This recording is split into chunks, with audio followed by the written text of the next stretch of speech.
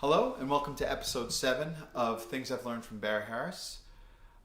Today I thought it would be nice to maybe get a little more in detail about certain things. So for the first episode we did a blues, I think it was in C.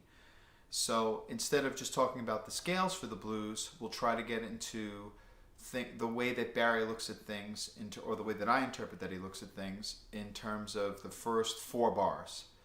So the first 4 bars of the blues, we did the scales. We said it was C7 up,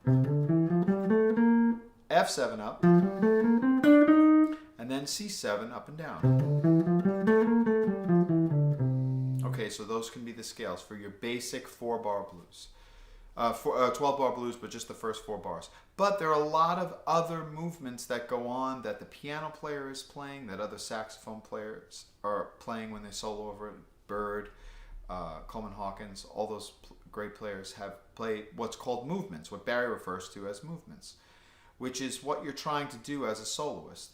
So to give you an example, the first example would be to just play some phrases for C7, play some phrases for F7, and then back to C7 again. So that's an example of one movement. Let's just do that. So if we say 1, 2, 1, 2, 3.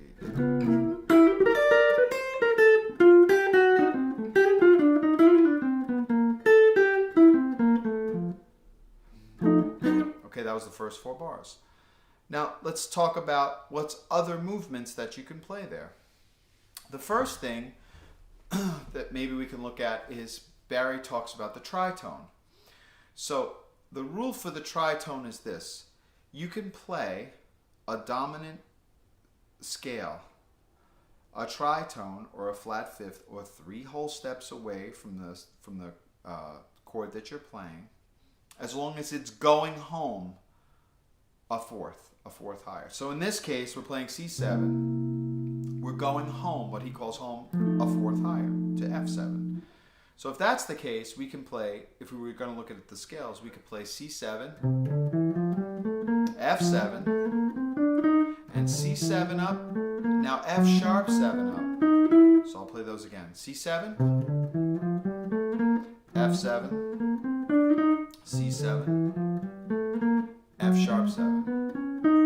Now back to, which is the 5th and 6th bar. But anyway, so now if you were going to try to solo using those, let me see if I could do 1, 2, 1.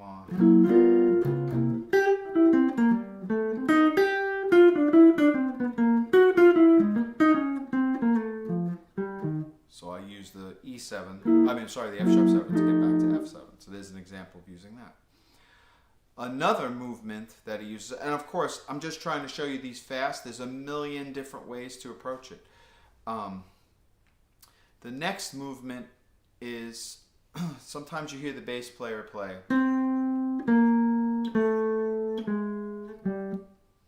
So you'll hear him play. That's a very important movement. And what Barry says that movement is it's C major, C7, what would be F major, and then F minor, or how he would refer to it, because he always refers to it from the dominant, you could say the flat 7 dominant, which in this case, in this key, would be B flat 7. So the way that you would practice that is practice moving from, let's say, the 1, then to the flat 7th, to the 3rd of the 4 major, and then to the flat 3rd of the 4 minor, or the 7th of the flat 7 dominant. So when he thinks, in this instance, F minor 7, he's thinking, the scale that he's thinking of is usually B flat 7 scale. So let's try to do something with that. So let's see, 1, 2, 1, 2, 3. Let's see, 1, 2, 3.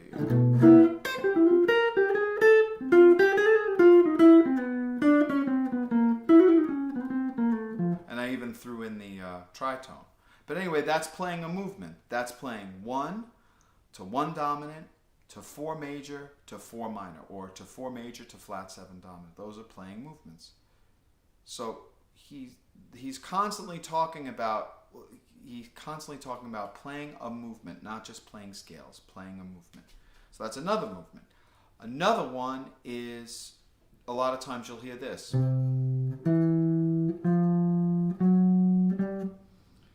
Now what that he talks about is this is all C7.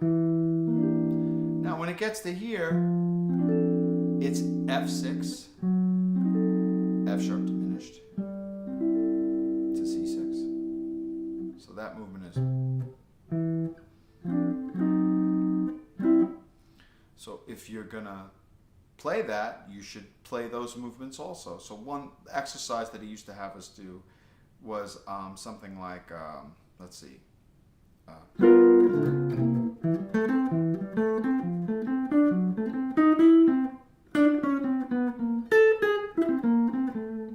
let me do that one again. Let's see. So I'm just starting on the third of the C.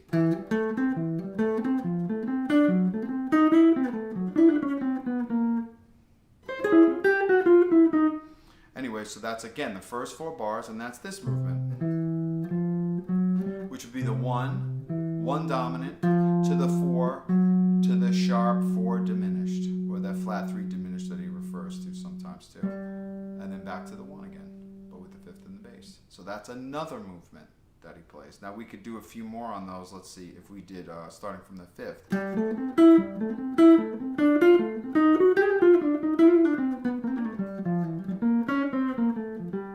So there it was. 1, 2, 3, and.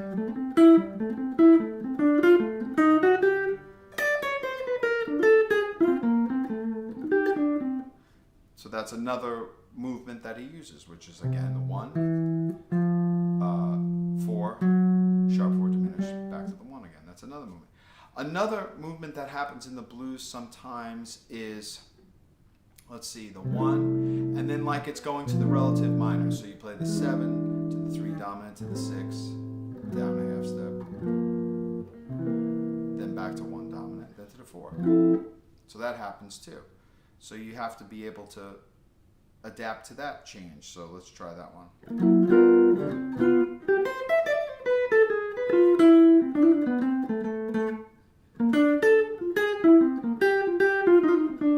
Anyway, that's one way to play it. Let's try another one. Oh, start again, sorry.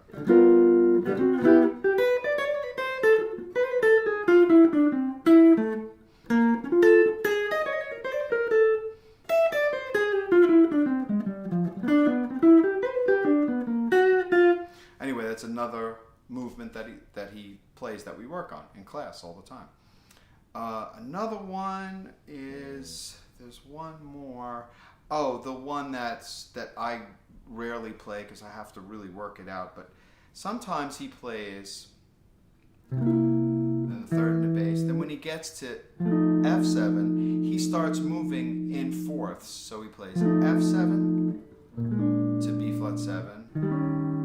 To E flat 7, to A flat 7, to D flat 7, to G flat 7, or in this instance F sharp 7, and then you back to F for the 5th bar. So it would sound like this.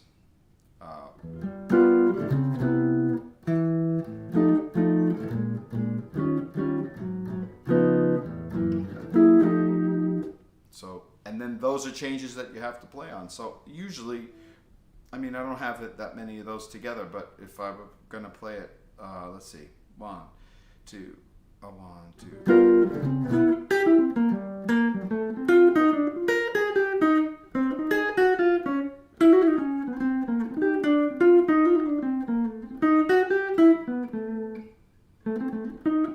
Anyway, but that's the idea behind those. So that was even another way to approach, and that's just the first 4 bars of the blues.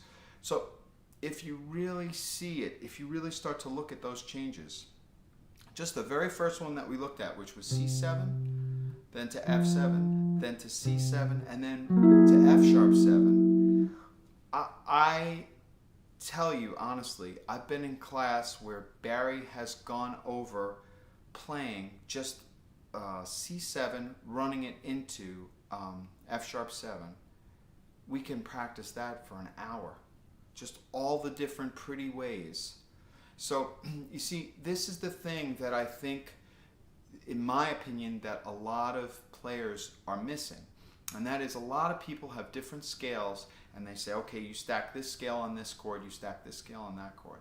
But Barry plays movements, and not only does he play movements, but he gets the furthest in detail in those particular movements than I've ever seen anybody deal with. So I've never felt the need to study with anybody else, because just the things that he's shown me, I'll never get to all of them. There's so many different ways, and that's kind of why I wanted to share these videos, because I'm not the greatest player in the world, and there are a lot of other really good players.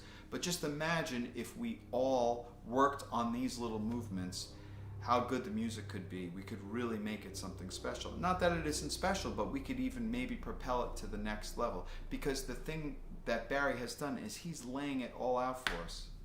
It's just up to us to really work on and to try to get it together. So anyway, those are the different movements in the first 4 bars of the blues.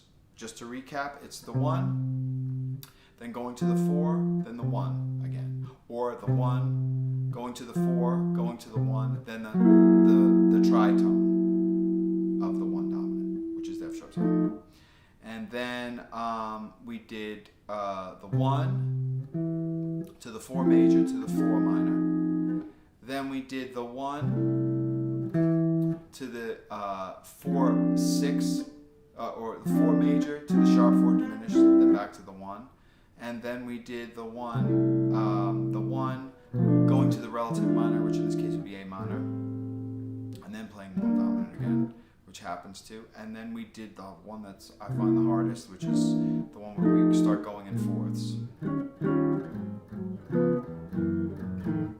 Anyway, those are all the different ways. I mean, I'm sure there are other ways. Please leave a comment underneath if you know of any other ways. I'm sure there are other ways too, but those are the ones just primarily to practice on.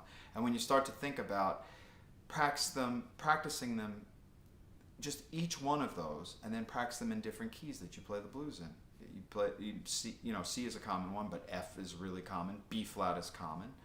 So just think about all the different things you could work on with those different movements. And that's just the first 4 bars of the blues. So anyway, I hope you enjoyed that little example of the first 4 bars of the blues. And enjoy practicing them. And I'll see you next time for episode 8, which I'm not sure what we'll do yet, but we'll see. Anyway, thanks again. Enjoy.